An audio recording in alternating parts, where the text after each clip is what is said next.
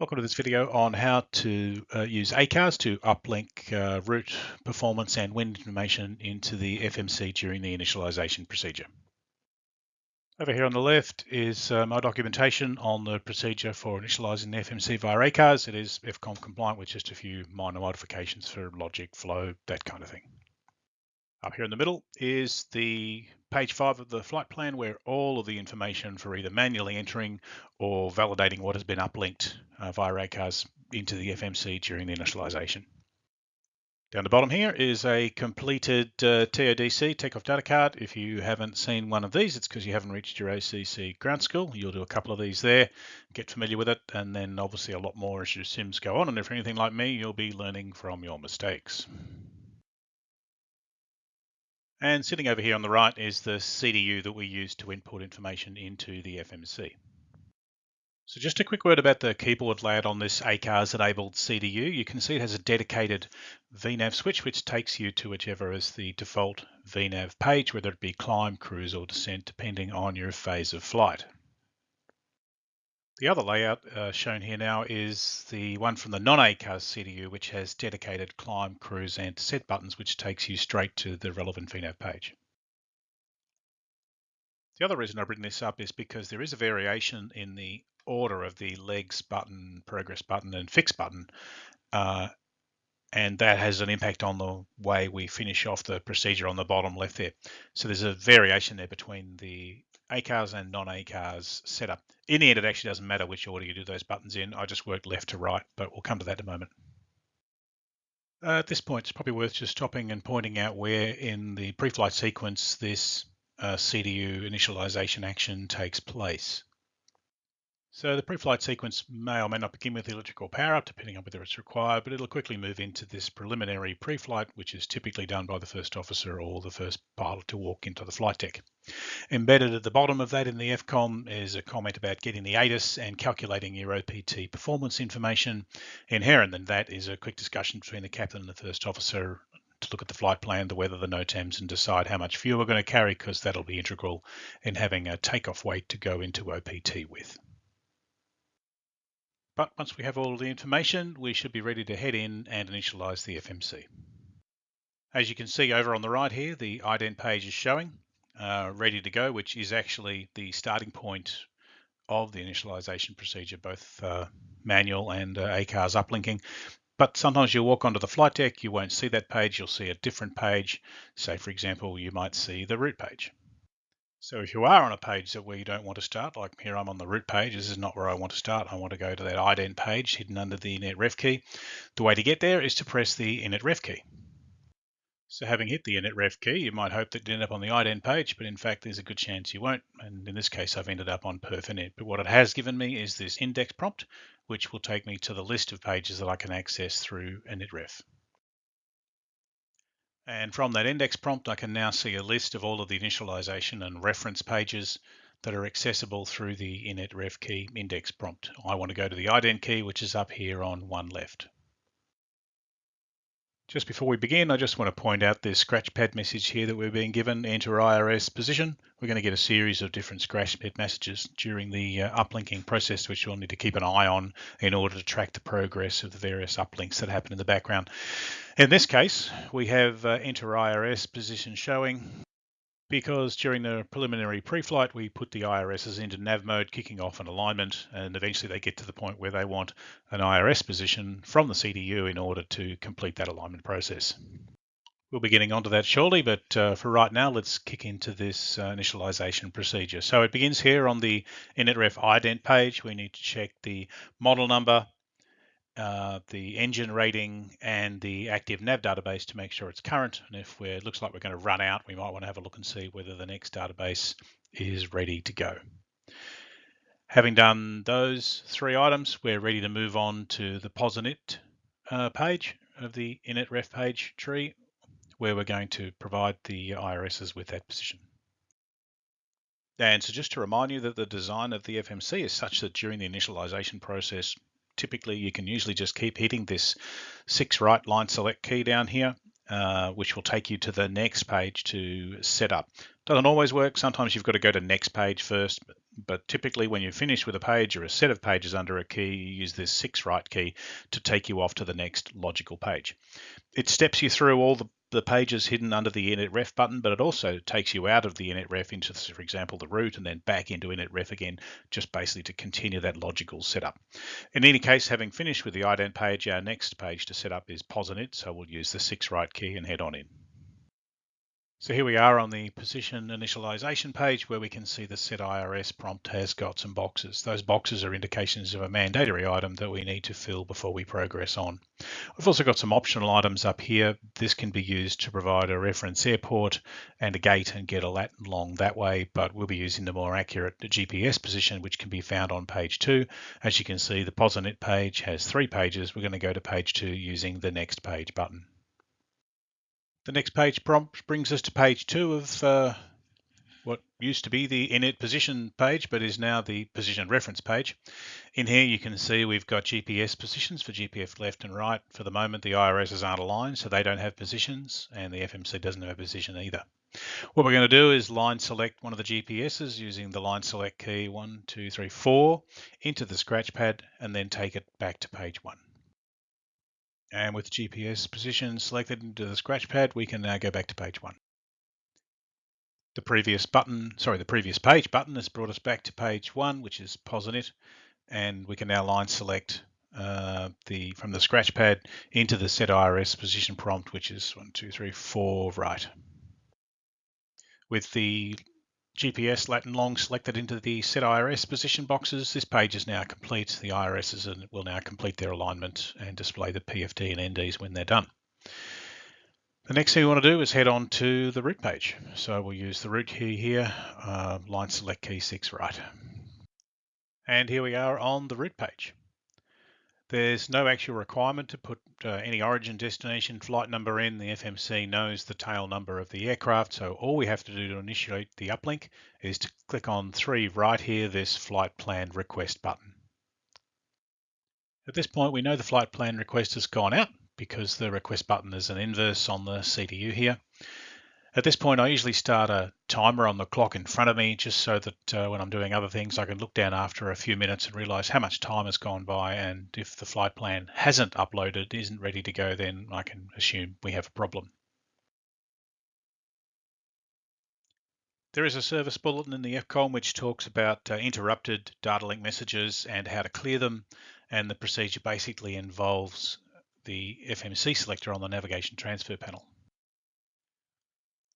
The procedure is to select the FMC switch up here on the navigation transfer panel to both on right for at least 30 seconds. I start another clock and time it for 40 seconds, and when that's done, switch it back to normal. That will typically clear the buffer, or at least allow following messages to come through. Either way, when the flight plan is in the FMC and ready to be loaded, we'll get a load prompt on the screen here and we know it's ready to go. So with the flight plan uplink complete, the scratch pad here is telling us that Route 1 uplink is ready, and we have a load prompt sitting here in the CDU. So let's hit the load prompt and load the flight plan into the route page. We can see here that the flight plan is loaded from the buffer into the route page. We've got out of the Gold Coast into Sydney, a flight number. There's more than one page, and down the bottom we've actually got a scratch pad message telling us that the next set of uplinks is ready, but we've got a couple of things to do here first. First thing we want to do is just put in the runway for departure. We do that now because shortly we're going to put performance information in, including the speeds, and if we put the runway in after that, those speeds will drop out. So here we can see I've got runway 14 entered on route page 1. What we're going to do now is use the next page key to work through the route and compare it with the flight plan. So here we are on route page 2, actually route 1 page 2, and just checking it with the flight plan, we can see it's got direct to Apagi, Hotel 91 to Igdam, Hotel 652 to Bori. That matches the route strip up here on the actual flight plan. Of course, it doesn't have the Apagi 5 SID or the Bori 3 Alpha Star, but we don't enter those until later. All we're doing at the moment is just checking the route, and that looks like it's good to go. One of the things to take particular note of is that there shouldn't be any discontinuities in the route. That could be the sign of a poorly uplinked plan, or perhaps a waypoint or airway that was out of date or not matching in the database. So any discontinuities we would fix now before moving on. The next thing we'll do is go back to page 1 so we can activate the flight plan. So here we are back on page 1. Route 1 is complete. You can see that it's in cyan at the top. We want to see it in white or magenta when it's activated and ready to use. If we looked on the nav display, we would also see the route shown there, but it would again depicted in the light blue cyan color, indicating that it's not active. So let's use the 6 right activate prompt and activate this flight plan. Activating a flight plan is an executable change. So after I've clicked activate, you can see I've got the execute prompt here to confirm the action, and also I've got the option of erasing that if I really wanted to, but I'm going to click the execute button and make the flight plan active. So with an active flight plan, we're technically ready to head on to do the performance initialization page, which is accessed through the ubiquitous 6 right key shown over here, but my personal technique is just to do a root copy of this pristine flight plan before I move on. Here you can see my route copy is complete. It's time to hit 6 right and head across to the performance initialization page. Here once again we can see we've got a load prompt ready to go, and along with the mandatory boxes that need to be filled before we can progress through. So let's hit the load prompt and see what it does. Having hit the load prompt, we can see a number of values are transferred across the buffer. You can see they've done that because they're in small font waiting to be confirm executed with the execute light, which is lit up down here. We've got the cost index, the reserves figure, the zero fuel of all uplink. The fuel is actually being sent, so that's in large font, the calculated gross weight value. Over here, it wants to head for flight level 400. There's the cruise wind, top climb temperature or deviation, depending on which FMC you've got. And the transition altitude was there by default, I think, from the airport in large font. In any case, these values we would check against the flight plan over here once more, and then if we're happy with them, we'll execute them. With the performance loaded and executed, we're ready to move on to the next page. 6 right once again will take us to the N1 limit page. Here we are at the N1 limit page. With it ready to go, we need to enter the selected temperature, which is 44 degrees, and the ambient temperature we used in the OPT, which is 18 degrees, so 44/18. With the selected and ambient temperatures entered in one left, that enables the selection of a fixed D rate. As you can see here, we've got TO24K, which matches the TODC card. If this was a 26K engine aircraft, then we would need to select the next one down, 24K, which would be TO1. In this case, this part's done. Always worthwhile having entered the values into the N1 limit page to calculate thrust, to cast your eyes up to the thrust mode annunciator just to check that the DTO selection is correct. The selected temperature, here we can see 44 degrees is correct, and also the calculated N1 limit, 90%, all matches up. Possible differences at this point could be because of typically pack configuration. You might have the APU running, but you haven't got the APU bleed air on yet. You're waiting for the 2 minutes and the packs aren't selected on, and so it calculates a different answer. So you need all of that sort of stuff to line up to get an exact match, but this is not a bad place to stop and just have a look. And with the N1 limit page done, guess what? 6 right, we're off to the takeoff page. Now we're here on the takeoff reference page. The very first thing we're going to do is break with convention and use the next page key to head into page 2. So here we are on takeoff reference page 2, and it's all about the acceleration heights and thrust reduction point. Our primary focus on this page is the engine at acceleration height, that's height above the airfield. It's currently set to the default of 1,000 feet, which actually does match the OPT solution of 1,000 feet. That's pretty normal for us. There are, however, some runways at airports where it is higher. So Melbourne 34 would be a classic where it's a couple hundred feet higher than 1,000 feet above the airport elevation. We never let it go lower than 1,000 feet. That's our company minimum. Moving on to the other two settings on this page, the all engine acceleration height and the thrust reduction height. Both of these at the moment are set to the default of 1,000 feet. You can see they're the defaults because they're in small font. And this combination of acceleration height 1,000 feet, thrust reduction 1,000 feet is in fact our standard profile when no noise abatement is required. 1,000 is in fact the company minimum value for all these three entries. I would mention that if for some reason you don't plan to use VNAV for departure, it is suggested that you continue to set up this page as you normally would, as if you were going to use VNAV on the off chance that you actually change your mind and head out in VNAV. If you don't use VNAV, then obviously these two values won't action. You'll have to do that manually, but the thrust reduction will still occur at whatever value is set in here. So the three options are standard, noise abatement 1, noise abatement 2. This is standard. Noise abatement 1 is an acceleration height of 3,000 feet, so we would put 3,000 feet here, and at 3,000 feet above the airfield, the aeroplane would pitch over and accelerate from V2 up towards up speed 230 knots, 250 knots, etc. And thrust reduction for noise abatement 1 remains at 1,000 feet. We're at noise abatement 2 takeoff today, and we do not use VNAV for noise abatement 2. Therefore, theory, these values don't matter. We do leave them just at 1,000 feet because that actually is the acceleration point and thrust reduction point for noise abatement 2. The problem being is that noise abatement 2 requires up speed to 3,000 feet, which that feature isn't enabled by this page. So just to summarize, make sure your engine acceleration height matches the solution from the OPT. Don't confuse heights with altitudes. Ask me how I know this. And then depending on whether you're a noise abatement standard 1 or 2, we might modify these values to match that profile. The one remaining factor we might consider is something like Class D speed restrictions, which requires 200 knots, 2,500 feet above the airport on departure. There is a possibility we might modify the acceleration height to something that would then keep the acceleration profile within that speed and altitude requirement. There are other ways of doing it. This is one way of doing it.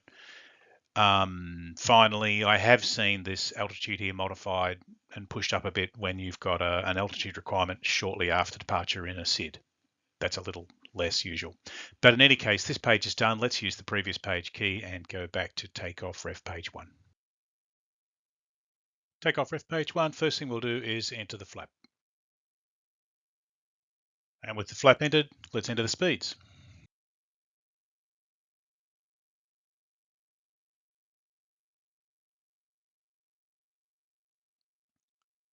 With the speeds entered, this page is done. Worth noting that at some point the V2 will end up on the MCP. Typically the captain does that after he comes back from the walk around as part of his flow. Also the CFG over here remains empty for the moment. That's entered by the first officer once the final load sheet arrives. Finally, we do not use this runway intersection feature here. If we are going from an intersection, we don't put it in here, we leave it to full length. Now that the takeoff reference page is finished, we look down to our friend, the 6 right line select key, and we see that it is blank. This is because the FMC kind of thinks we're done. But in fact, there are still a few more things to tidy up. Various ways of proceeding here. My personal preference is to just start on the init ref key that we've been working at the whole way, and having finished that off, we now work left to right and down through the subsequent page select keys. So after init ref comes the route page. You might remember we went through the route page and finished that off. Next one along is departures and arrivals.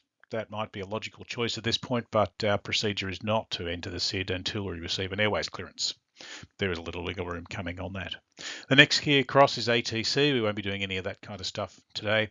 And so finally, we're up to VNAV, remembering that on this type of CDU, we have a single VNAV switch, which leads to 3 pages for climb, cruise, and descent. Let's start off with the VNAV page, and at this point, it should default to climb. So here we are on the VNAV climb page. Our first area of focus is this target speed for climb here, shown as 297 knots into Mach 782. Need to be a little bit wary of very high climb speeds and high climb max, which typically result from your higher cost indexes, perhaps in conjunction with some strong upper level winds. When you do have very high climb speeds, you can find that you're exposed more to the risk of an overspeed in the climb, particularly with those strong winds at altitudes. Me personally, 310 knots, 7/8 is about as fast as I would want to climb typically. And if these numbers were in excess of those values, and sometimes they are when the cost indexes are high, then I'd be discussing with the other pilot about dialing them back a little bit. A quick look now at this climb speed restriction of 250 below 10. Since we don't have a SID loaded in the database, there's no legs page speed and altitude restrictions showing here. If for some reason the SID was loaded at this point, then this 250 below 10 could be overwritten by some kind of legs page restriction, say 230 knots at a waypoint. We could delete that here, not execute it, and then underneath that see the 250 below 10 to check that it's there. But in this case, 250 below 10 is what we expect to see. Time to move on. With the VNAV climb page done, it's time to move on to the VNAV cruise page using the next page key. Here on the VNAV cruise page, we're looking initially at altitude capability. Based on the planned 0 fuel weight and planned fuel load, cost index, a couple of other factors, the flight planning system has selected flight level 400, and the FMC with the values we've entered have come back with an optimum of 392 and a maximum based on a thrust limit calculation of 407. That's pretty reasonable. It passes our pub test of 1,000 feet above optimum and no more than maximum. It is entirely possible to get to this point and find that the flight planning system has flight planed you at an altitude above these values. And even in this case, where it's pretty close, we would have to monitor this as we go along. It's entirely possible during the climb out that when you're clear to your final level, you'll look down and realize that actually 400 is no longer viable for us. We'll need to go something lower. Moving along now to the target speed, 775 is getting up there. Anything much more than 78, and we'd start to be looking at the forecast conditions at altitude and whether we really want to accept a high-speed cruise in turbulent conditions, that sort of thing, but this is pretty good. With altitude capability and cruise speed checked, it's time to move on to the next page. So the cruise page is done. Let's head on towards the descent. Here on the descent page, there's always some work to do. You'll notice that the target speed on descent is an econ-based 778 into 256. We override that to go down at the cruise Mach into 280 knots, which is an AIP agreed speed with ATC. We might also temper the descent Mach back if it was, above 7.8 to something a little bit more reasonable. The other one is that the FMC defaults to 240 below 10. It does that to give you a little bit of headroom on your VNAV path, so it can accelerate up to 10 knots and still meet the 250 below 10. We just hard set it to 250 below 10. With those changes made, you'll notice that we've taken it away from econ, turned it into a 280 knot descent here. There's my 250 below 10. They're path changes, so it requires an execute button, which I'll do shortly. Something to note is that now that we've broken the econ paradigm, it means that changes in cruise speed, which could come from changes in the cost index, changes in altitude, that sort of stuff, will now no longer be propagated onto this page. This page is stuck with 778 and 280 knots. So as you're entering the descent phase, or before you're entering the descent page, it's always a good idea to come and look at this page and just see what you've been left with, because what you decided here in pre-flight as your descent Mach may no longer be relevant to the actual situation you're in cruise when you're about to get down. So with the descent page set up with our 280 knots, followed by 250 below 10, it's time to clear yet another scratchpad message and head into the descent forecasts page using the 6 left line select key. And sitting here on the descent forecast page is a bunch of empty boxes, all of them technically optional. But fortunately, sitting down here on 6 right is the load prompt to load in those values that we've already uplinked. And with the load prompt selected, we can see that the altitudes and winds are uploaded here for descent. These are pretty standard, 300, 240, 180, and the winds there, and you can see that they do match the flight plan. I'm not actually sure if these uplink winds at this point are actually tied to the production of the flight plan, or they're just actually the most current descent winds, but if there was a variation between their two, it could be a result of that. There is a discussion to be had about using lower altitude winds, 12,000, 6,000, to smooth the transition of VNAV path into non-precision approaches, particularly when you have downwind or crosswind as you're coming around on the star or the approach, but we can have that later. Time to execute and move on to the next thing. A couple more things to do before we leave this page. We'll just check that the transition level is accurate. It comes from the destination airport in the database.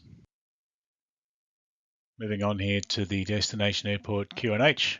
As a personal technique, I grab this from the TAF for the estimated arrival time and place it in here. It serves two functions. Later on, I use it as a cross-check against the ATIS to look for errors in QNH, but also it smooths my VNAV path on descent through transition. This change requires an execution, which we'll do now. With this page done, that's the end of the VNAV switch. So moving down to the next row, we're moving into the fix page. I would suggest the fix pages are pretty much there to suit the needs of the PF, but we do have a couple of standard options.